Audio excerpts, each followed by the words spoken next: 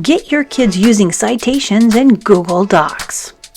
Alright, so I'm writing this report and it's going to be about sharks. And I'm adding some facts and I go to this great website right here. And what am I going to do? I need to cite this website because I got information from it.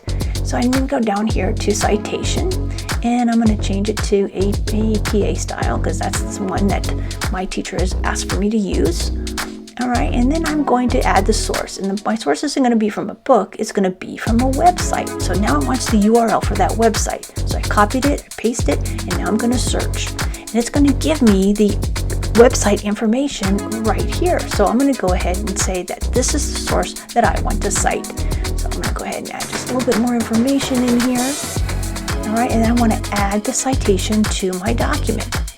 Alright, and it's going to put this right inside my document for me. This is really kind of awesome. We struggled with that one, I know, when I was in school.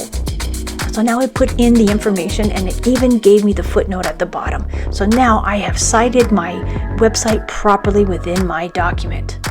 This is amazing. This works on books and everything else that you can think of to cite within Google.